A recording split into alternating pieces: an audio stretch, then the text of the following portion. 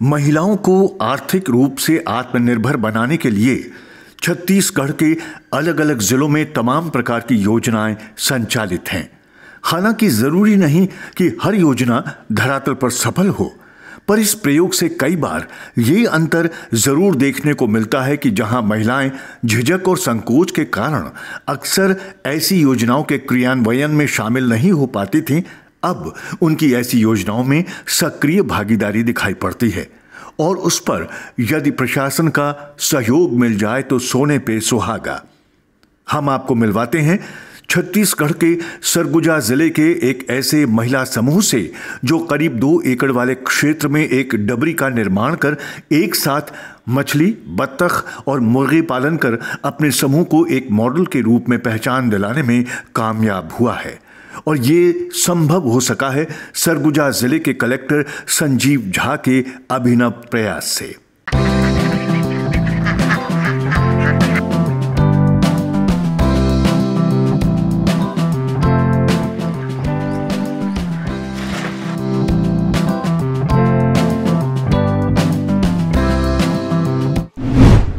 नमस्कार, मैं हूं कविता और मैं हूं इस समय छत्तीसगढ़ के सरगुजा जिले में। सरगुजा जिले का अंबिकापुर और अंबिकापुर शहर से लगभग 10 किलोमीटर सरगवा।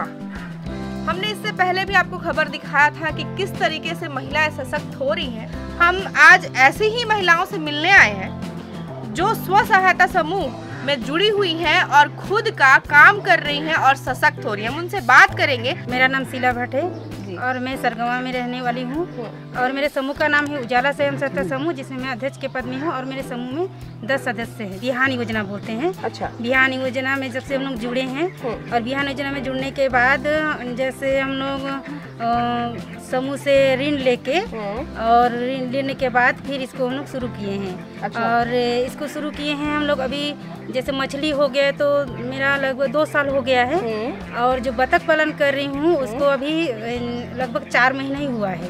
अच्छा, तो मछली और बतख के अलावा भी आपके पास है?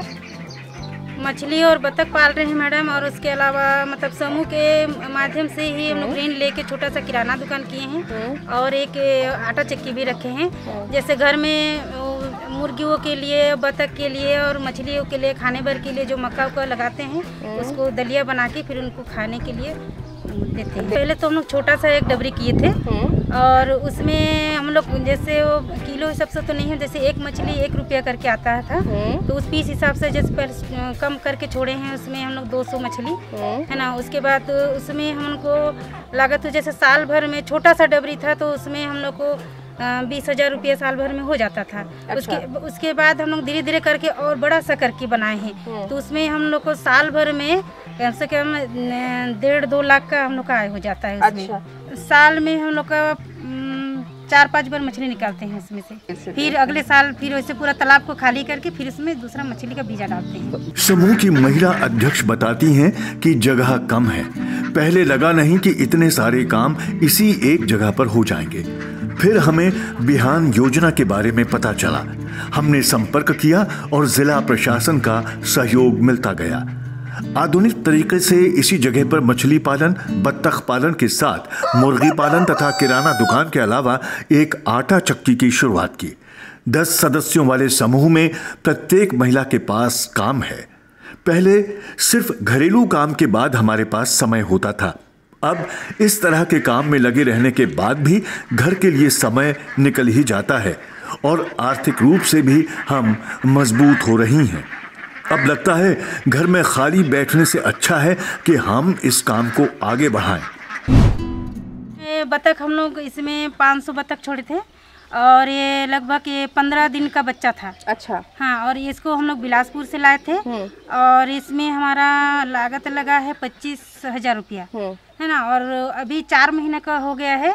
हम लोग उसको अभी जैसे महीने भर में उनका खाने का खर्चा 10,000 लग जाता है और हम लोग अभी बेच चुके हैं उसको कम से कम 40,000 रुपये का हम लोग बेच चुके हैं। अच्छा। और बतख हमारा है जो कम से कम वो 50,000 का बतख होगा और उसमें अगर अंडा देंगे और 1 महीना बाद उसमें अंडा देना शुरू करेंगे तो उसमें तो और हम लोग को फायदा मिलेगा।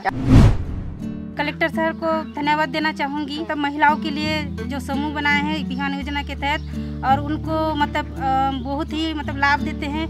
बहुत सारा योजना है जिसमें महिला भी समूह में जुड़ के आगे बढ़ गई हैं। उन्हें आगे बढ़ने का भी मौका मिला है और हमारी स्थिति भी सुधार आया है पहले से। अभी सरगुजा ज़िले में जो अधिकतम हमारा काम हो रहा है गोठानों के अंदर हो रहा है, और मोस्टली हमारा जो मुर्गी पालन है जिसमें हम मुर्गी वहाँ पे अंडा उत्पादन कर रहे हैं, और जो अंडा वहाँ पे उत्पादन हो रहा है उसको हमने ICDS को लिंक करके वहाँ पे हमारे आंगनवाड़ी केंद्रों में मुख्यमंत्री सुपोषण योजना के अंतर्गत का वहाँ पे उनको दिया जा रहा है। वहाँ पे हमारे जो बच्चे हैं या फिर गर्भवती महिलाएं हैं, शिशुवती महिलाएं हैं, सबको दिया जा रहा है।